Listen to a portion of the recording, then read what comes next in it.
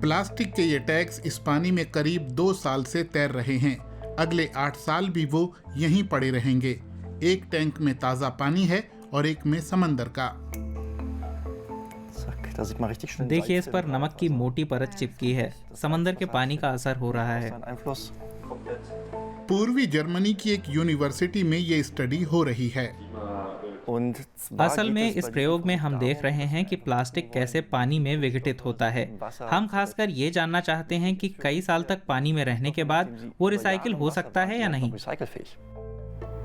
मागदेबुर्ग स्टैंडल university of applied sciences के शोधकर्ता खास तौर पर ये जानने को उत्सुक हैं कि प्लास्टिक के सामान्य कचरे को लंबे समय तक पानी में रखने से क्या होता है।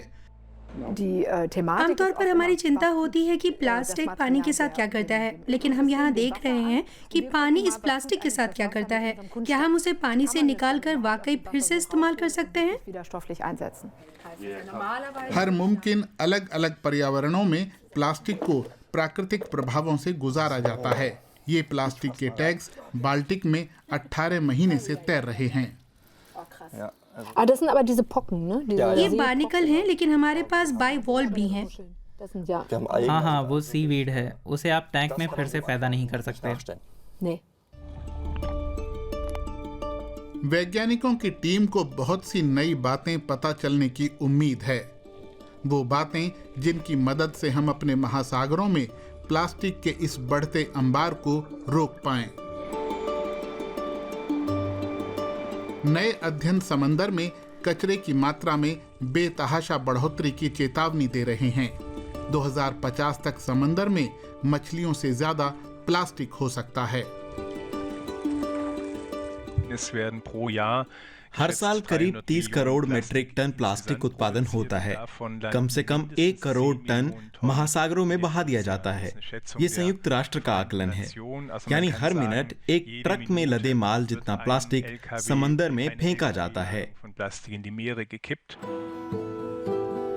प्लास्टिक को विघटित होने में सदियां लग जाती हैं। उसे मिटाना नामुमकिन है। पानी में वो धीरे धीरे माइक्रोप्लास्टिक में बदल जाता है और फिर समंदर की गहराइयों में पहुंच जाता है।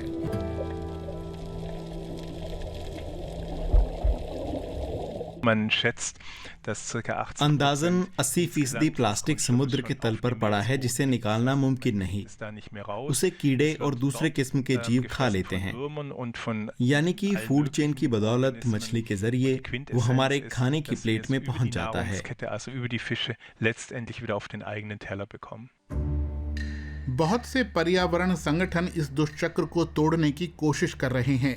ओशन क्लीन अप नाम का एक मशहूर प्रोजेक्ट समुद्री कचरे को निकालने के लिए फ्लोटिंग स्ट्रक्चर्स का इस्तेमाल करता है।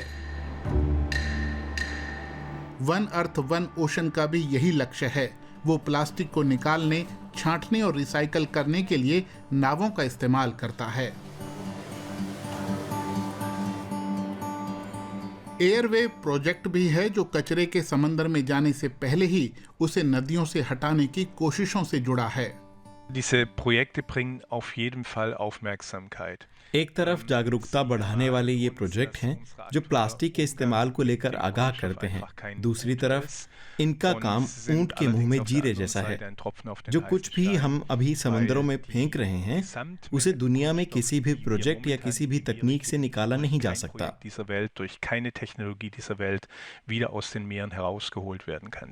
माइकल स्टाइगर इस बात से सहमत हैं, फिर भी वो प्लास्टिक पर काबू पाने के लिए कुछ न कुछ करने को तत्पर रहते हैं।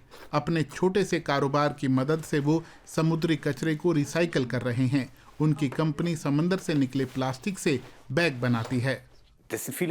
इस काम में बहुत से बड़े बड़े प्रोजेक्ट जुटे हुए हैं। जितने ज्यादा होंगे उतना अच्छा। हमें लगता है कि ये तमाम प्रोजेक्ट मिलकर पर्यावरण पर अपना असर तो छोड़ ही रहे हैं।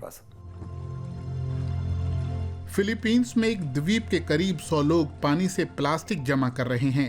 प्रशांत महासागर का बहुत सारा कचरा इन तटों पर पहुंचता है। बहुत सारा प्लास्टिक कुछ हफ्तों या महीनों से पानी में पड़ा मिलता है। हम लोग करीब 20% तो रिसाइकिल कर सकते हैं। बाकी का 80% प्लास्टिक लगा हुआ रैपिंग पेपर है। उसे आप जर्मनी समेत दुनिया में कहीं भी रिसाइकिल नहीं कर सकते। उसे जलाकर खत्म कर दिया जाता है। इस चीज से पीछा छुड़ाने का फिलहाल यही तरीका है। वो सिर्फ तट के पास पड़े प्लास्टिक से ही अपने बैग बनाते हैं। ये साफ नहीं है कि सालों से समंदर में पड़ा प्लास्टिक कितना उपयुक्त है। भविष्य में विज्ञान इस बारे में कुछ बता सकता है। उधर माग्देबुर्ग में जारी प्रयोगों से फिलहाल बहुत ज्यादा उम्मीद नहीं दिखाई पड़ती। ये सामग्री बहुत दूषित है। इसे साफ करने के बाद भी बहुत मेहनत करनी होगी, तब जाकर इससे दूसरी चीजें बन पाएंगी। ये कूड़ा रिसाइकल नहीं हो पाएगा। समुद्री कचरे पर जारी इस सारी रिसर्च के बीच वैज्ञानिक एक बात की तरफ ध्यान दिलाते हैं। ऐसा कहने से बचें कि कोई दिक्कत नहीं है, हम कर लेंगे रिसाइकल। हमें इस दलील से बचना है। वो कचरा अव्वल तो वहाँ होना ही नहीं चाहिए। अगले कुछ सालों तक हमें ये रिसर्च जारी रखनी होगी ताकि पता चल पाए कि उस प्लास्टिक का क्या करना है जो महासागरों में पहुंचता है।